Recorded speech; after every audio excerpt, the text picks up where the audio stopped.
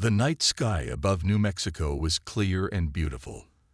Dr. Alan Carter sat alone in the monitoring room of NASA's Deep Space Listening Station. The soft glow of screens lit his tired face as he sipped cold coffee. At 52, with gray starting to show in his dark hair, Alan had spent most of his life looking to the stars.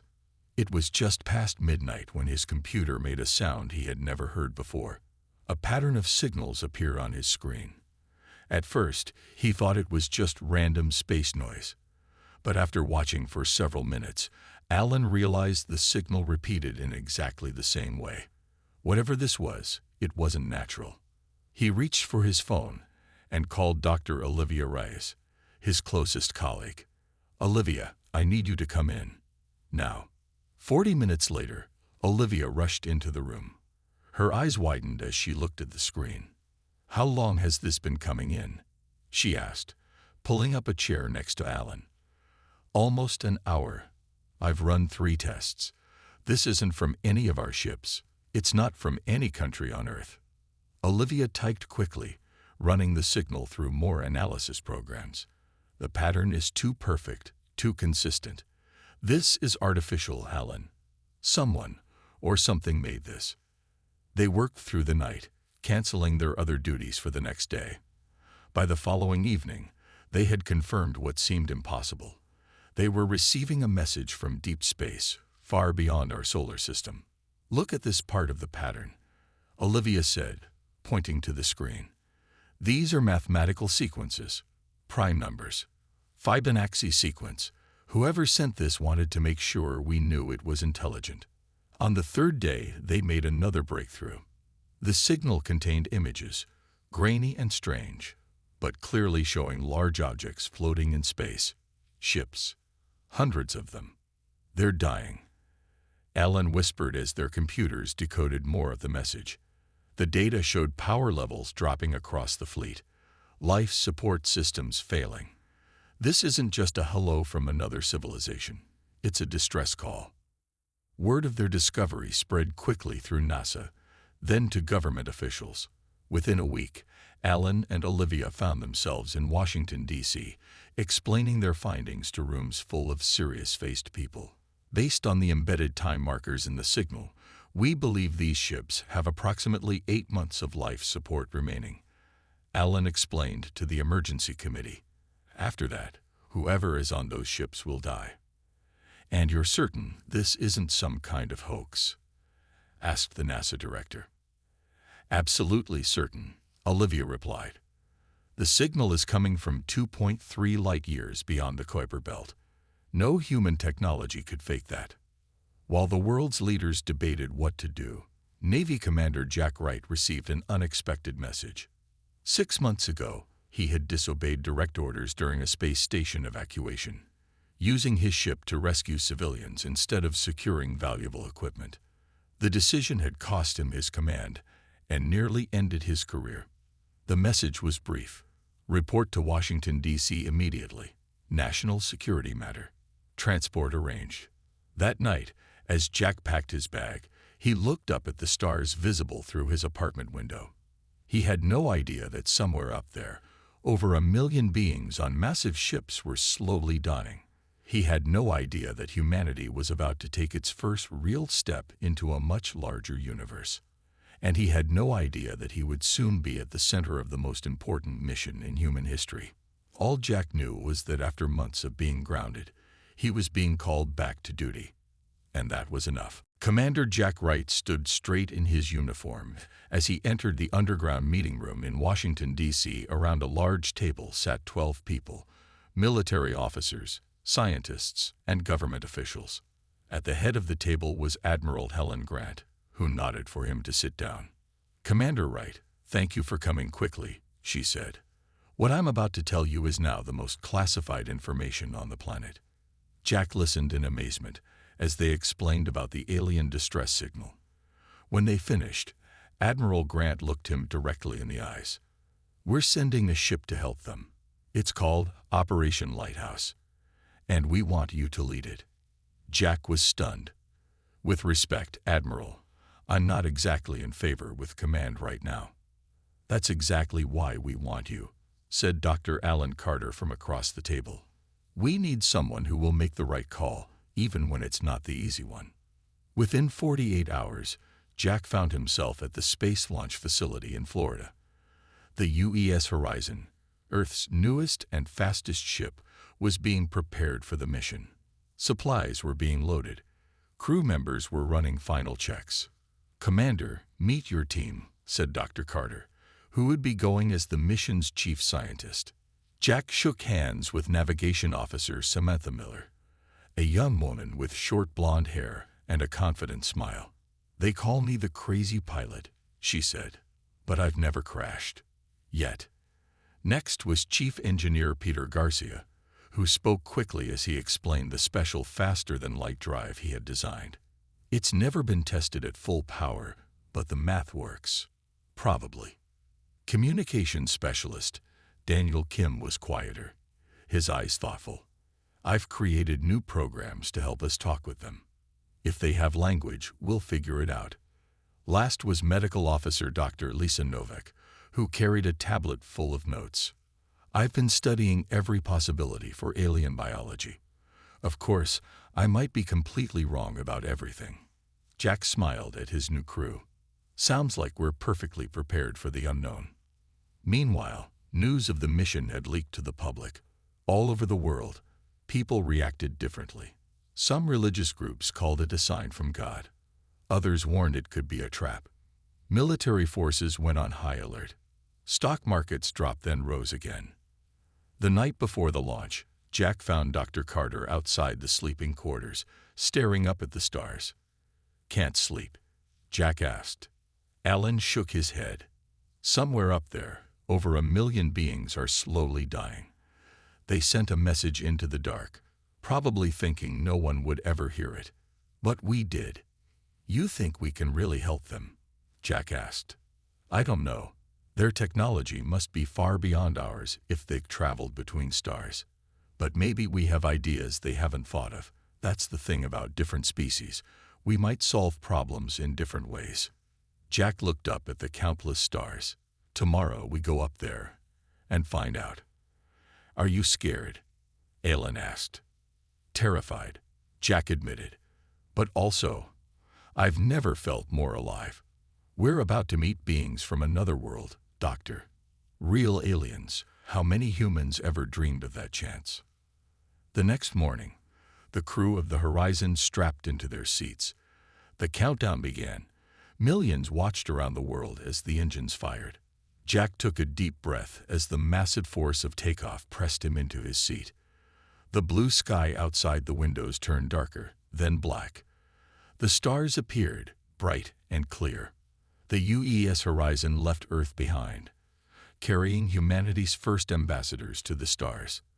They were heading toward an alien fleet that they knew almost nothing about, with no guarantee they could help. But they went anyway, because someone had called for help, and humans had heard them. 3 weeks into their journey, the UES Horizon had traveled farther from Earth than any human vessel before. The crew had settled into their routines, but today was different. Today they would attempt something no humans had ever done. "All systems ready for FTL jump," Engineer Garcia announced from his station. His hands moved quickly over the controls, making final adjustments to his experimental faster-than-light drive. Commander Wright looked around at his crew. "This is it. If this works, we reach the alien fleet in 4 days instead of 6 years." "And if it doesn't work?" Dr. Novak asked quietly. Garcia shrugged. "Then we become very interesting particles spread across this sector of space." Jack took a deep breath. "Miller, take us in." "Garcia, start the drive." Officer Miller's hands were steady on the controls as she guided the ship toward the exact coordinates. The engines hummed louder, building to a high-pitched whine that made everyone's teeth hurt. "FTL drive at 80%, 90%, full power," Garcia called out. For a moment, nothing happened. Then the stars outside the windows stretched into lines of light. A strange pressure pushed against everyone's skin. Officer Kim later said it felt like being underwater, while also falling from a great height. Then came a loud bang, and the ship shuddered violently. Alarms blared. The lights flickered off, then emergency lights came on, bathing everything in red. "Status report," Jack shouted over the noise. "We made it," Garcia yelled back, his face split in a wide grin despite blood trickling from his nose. FTL jump successful. Over the next hours, they assessed the damage. Several systems needed repairs, but the ship was intact. And when they checked their position, they found they were exactly where they needed to be. While making repairs, Officer Kim made an exciting discovery.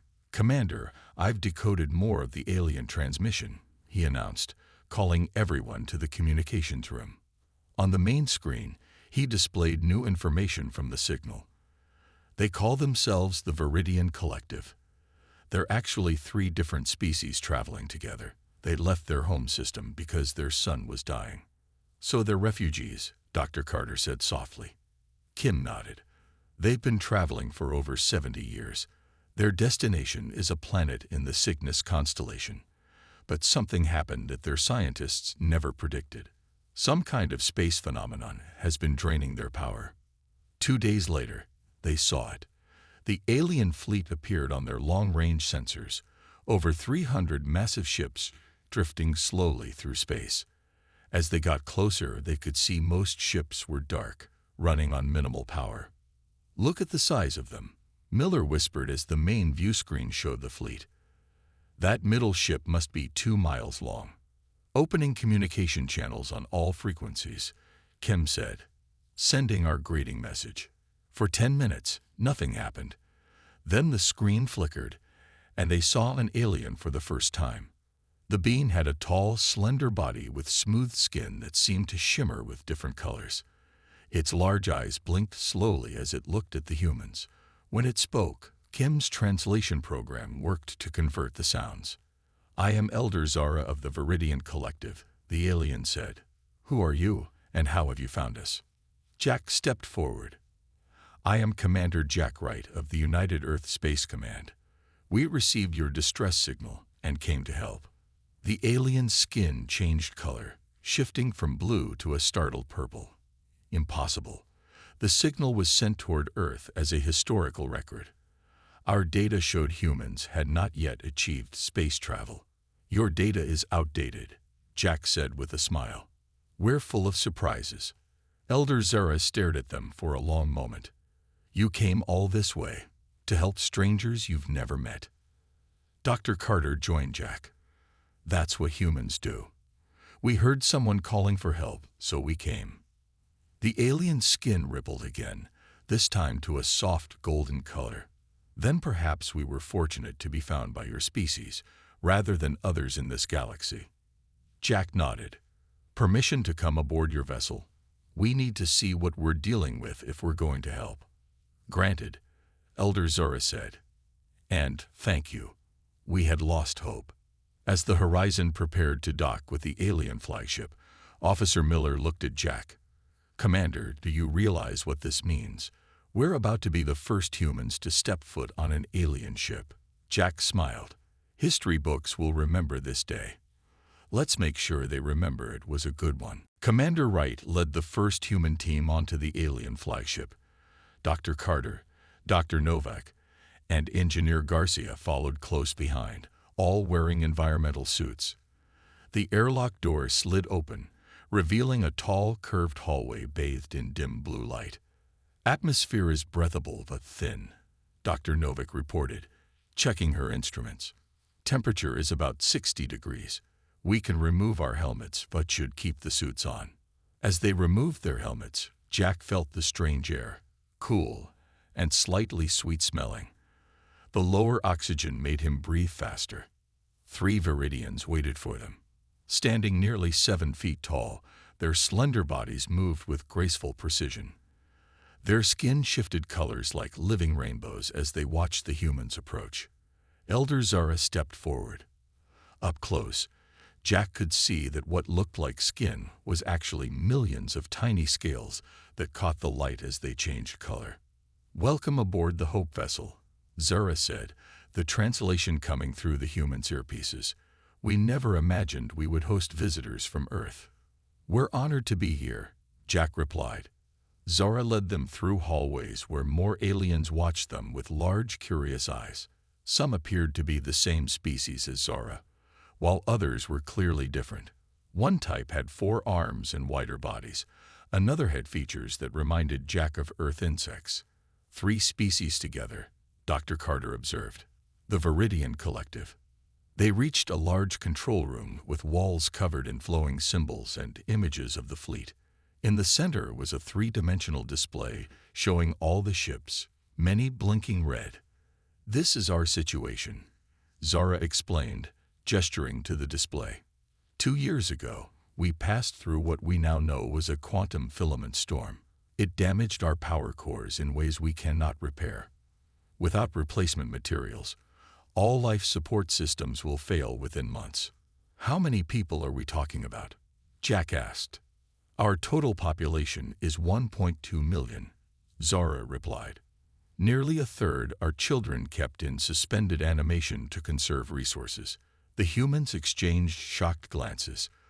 The number was far larger than they had expected. Dr. Novak asked permission to examine some of the Viridians.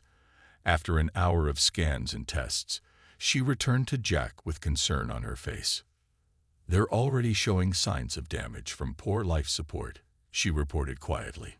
"Especially the youngest and oldest. We don't have months. We have weeks, maybe less for some ships." Meanwhile, Garcia worked with Viridian engineers, examining their technology. Despite his limited understanding, he noticed something important. "Their theoretical science is amazing," he told Jack and Carter later. "But they took different paths in practical application than we did. There are some solutions we've developed that they never even considered." Garcia pointed to diagrams of the alien power system. "Look here. Earth's recent breakthrough in crystalline fusion could be modified to work with their systems. It's not what their technology was designed for, but it might be enough to stabilize them until we figure out something permanent." Jack nodded. "How fast can we adapt it?" "That's the problem," Garcia said. "We need materials and manufacturing capabilities we don't have on the horizon. We need help from Earth." Jack called the crew together. "I need to contact Earth and request immediate manufacturing of modified power cores and additional ships. But I have to be honest, I don't know if they'll agree.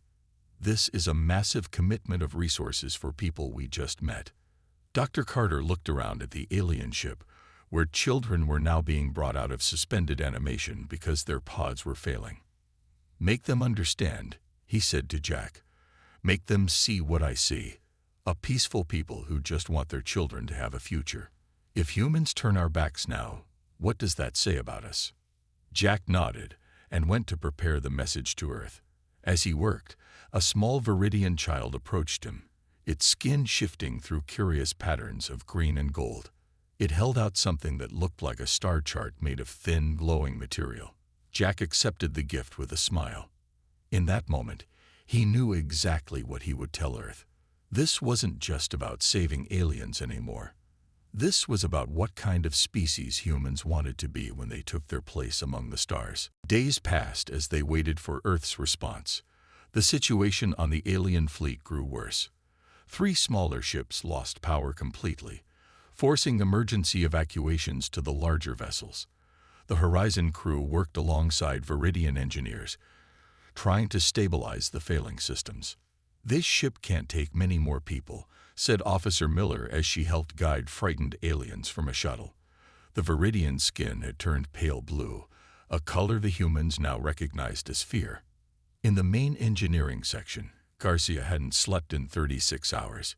He and his Viridian counterparts were attempting to build a prototype power cord using parts from the Horizon. Meanwhile, Dr. Carter made a disturbing discovery. While studying Viridian records of the quantum filament that damaged their ships, he noticed unusual patterns. "These readings don't match any natural phenomenon I've ever seen," he told Jack, showing him the data. "The energy signature is too precise, too focused." Jack looked at the graphs with growing concern. "What are you saying?" "I'm saying this wasn't an accident. It looks like a weapon. When confronted, Elder Zora's skin darkened to a deep purple, their color of sorrow and shame. "We did not want to burden you with our past troubles," Zora admitted. "There is another species in this region of space, the Corvin Imperium. They are highly aggressive, believing all other intelligent life threatens their claim to resources." "They attacked you?" Jack asked. "We avoided their territory, but they discovered our fleet anyway. We thought we had escaped, but then the quantum filament struck. We never confirmed it was them. But you suspected," Carter finished. Zora's skin rippled with waves of dark blue. "We are a peaceful people.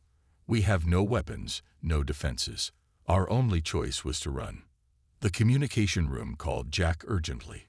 Earth had finally responded to their request for help. The news was mixed. Earth would send help, ships carrying the modified power cores Garcia had designed. But not enough ships to evacuate everyone.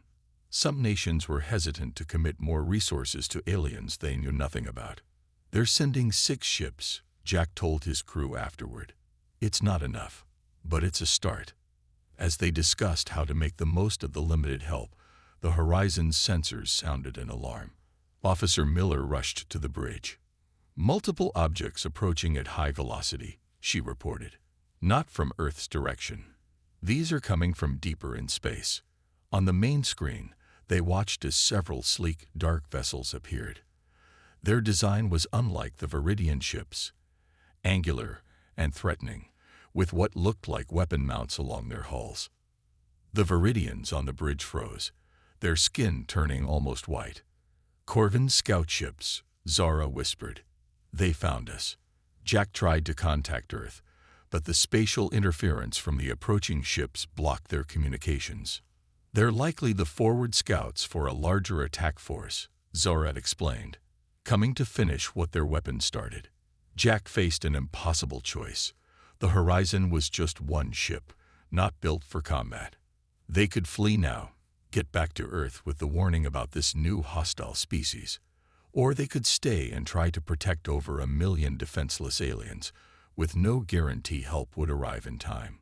The crew gathered around him, waiting for his decision. "What would you do?"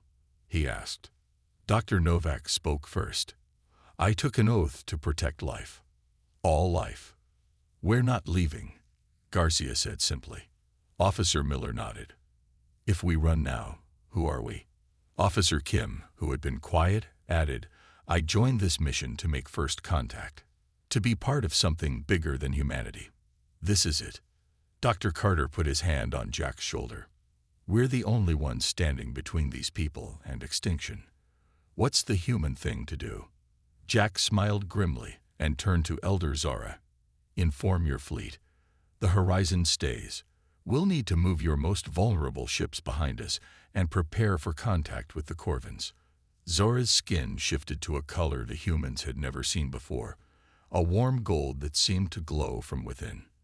"You would risk yourselves for us." "That's what humans do," Jack said. "We answer the call." He turned to his crew. "Battle stations. Let's show these Corvins what happens when you threaten people under human protection." The Horizon positioned itself between the approaching Corvin scouts and the most vulnerable Viridian ships.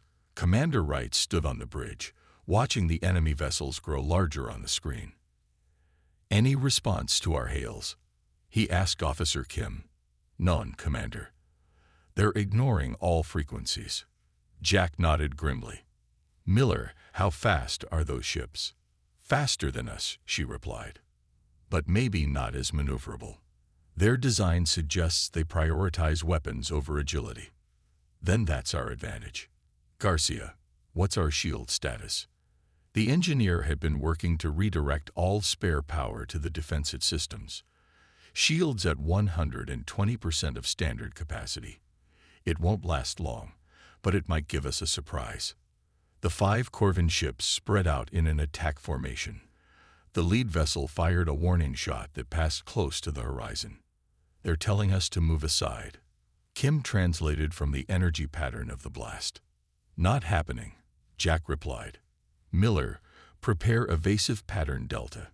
"Garcia, weapons hot. The Horizon wasn't built as a warship, but it carried defense systems. As the first Corvin ship fired a direct shot, Miller executed a spinning dive that no ship that size should have been able to perform. The Corvin blast missed by mere meters. "Return fire, targeting their propulsion only," Jack ordered. The Horizon's energy beams struck the Lid Corvin ship, causing it to spin off course. The other Corvin vessels, clearly surprised by the human ship's maneuverability, adjusted their approach. "They didn't expect us to fight back," Carter observed. "Or they didn't expect us to be any good at it," Jack replied. What followed was a dance of ships through space. Miller's unconventional piloting kept the Horizon moving in patterns the Corvins couldn't predict. 2 more Corvin shots missed entirely. The Horizon managed to disable the engines on a second Corvin vessel without destroying it. The remaining 3 Corvin ships pulled back slightly, reassessing. "They're talking to each other," Kim reported, his hands flying over his console. "I'm intercepting their communications. Give me a minute to decode." While they waited, Garcia reported that their shields were down to 60% after absorbing a glancing hit. The Horizon couldn't sustain a prolonged battle. "I've got it," Kim announced suddenly. "Basic translation, but I understand the key points." "They're confused. They're asking each other why we're protecting the Viridians." "They don't understand alliances," Dr. Novak asked. "It's more than that," Kim explained. "From what I can tell, the Corvins don't comprehend why one species would risk themselves for another. It makes no sense in their worldview." "Can you send them a message in their language?" Jack asked. Kim nodded. "Simple phrases, yes. Tell them this: the Viridians are under human protection. Any further aggression will be met with force. We seek peaceful resolution, but will not abandon those who asked for our help." As Kim sent the message, the Corvin ships maintained their distance. After several tense minutes, they turned and retreated into deeper space. "They're leaving?" Miller asked in disbelief. "Tactical withdrawal," Jack corrected. "Kim, what else did you learn from their communications?" Kim's face was grim. "Their main fleet is 3 days away." Communications with Earth suddenly restored. Jack immediately sent an urgent message reporting the Corvin threat. He explained that the aliens represented a potential danger not just to the Viridians, but eventually to humanity as well. Hours later, Earth's response came through. The UN Space Council had voted unanimously for a full rescue operation. Every available ship was being dispatched, not just with power cores, but with military escort as well. Civilian vessels had even volunteered alongside military ships. Meanwhile, Carter and Garcia worked with Zara to integrate the first prototype power core they had built. If successful, it could buy them precious time. As Garcia made the final connections, the core sparked to life. Lights throughout the Viridian flagship brightened for the first time in months. A cheer went up from both humans and aliens. The celebration was short-lived. The Horizon's sensors detected new activity. The main Corvin fleet had changed course. They would arrive much sooner than expected. "They're coming at maximum speed," Miller reported. "They'll be here in 12 hours. Jack looked around at his exhausted crew. "Then we have 12 hours to prepare for the fight of our lives." The human reinforcement fleet arrived just as the Corvin warships emerged from deep space. 28 ships from Earth, ranging from military vessels to converted transport ships, formed a defensive line around the vulnerable Viridian fleet. The battle that followed would later be called the Stand at Cygnus in human history books. Though outgunned by the 40 Corvin warships, the human vessels fought with unpredictable tactics that confused the enemy. The Viridians watched in awe as the smaller human fleet darted between their massive ships, drawing Corvin fire away from the civilian vessels. On the Viridian flagship, Dr. Novak worked frantically with alien medical staff. The children's suspended animation pods were failing faster now. They had to revive the young ones despite the danger. "We need to move these children to the inner ships," she told a Viridian helper as tiny aliens with shimmering skin awoke. their eyes wide with fear at the sounds of battle. Meanwhile, Officer Kim had continued studying the Corvan language. "Commander," he called to Jack over the communication link. "I think I can broadcast a message they'll understand." "What kind of message?" Jack asked as the horizon shook from a nearby blast. "A ceasefire request. I can explain that the extinction of the Viridians serves no strategic purpose. The Corvans seem to make all decisions based on practical gain. There's no gain in destroying these refugees." "Do it," Jack ordered. Kim's message went out to all Corvan ships. For a moment, the attack paused.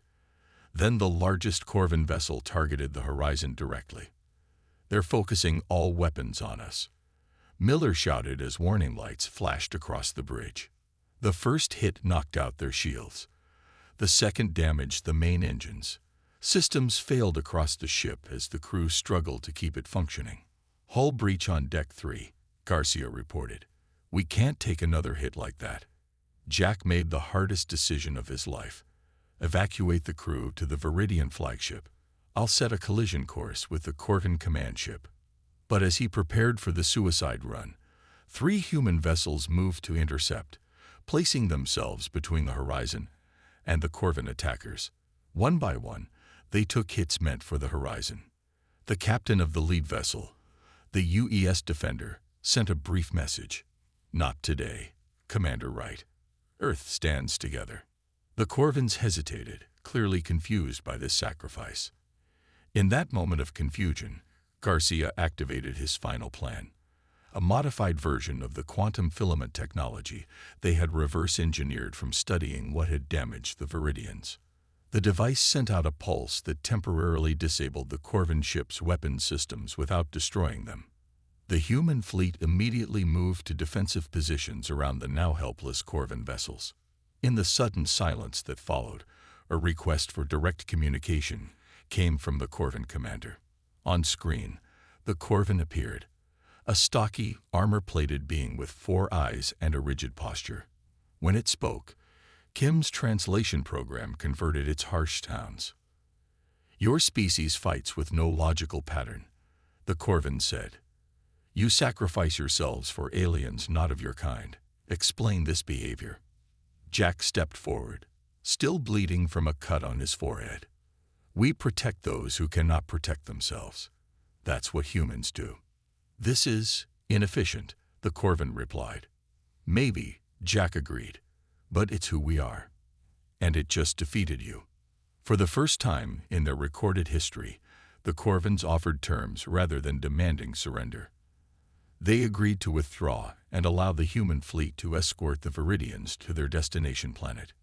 1 year later, Jack stood with Elder Zara on the surface of the Viridians' new world. Human engineers helped build the first settlement while Viridian and human children played together in the red-tinged grass. Our historians still ask why humans answered a call they were never meant to receive, Zara said, skin glowing with the golden color of happiness. Jack smiled as he watched a human girl teaching a Viridian child how to fly a kite in the alien breeze. "I think humanity's greatest strength isn't our technology or even our adaptability," he said. "It's that we refuse to accept that any thinking, feeling species should face extinction alone." Above them, ships from Earth arrived regularly now, establishing the first human embassy on another world. Diplomatic messages had even been exchanged with the Corvans, who had begun to reconsider their isolationist policies. Humanity had taken its first real steps into the galaxy, not through conquest or economic might, but through the simple, profound choice to help when no one else would.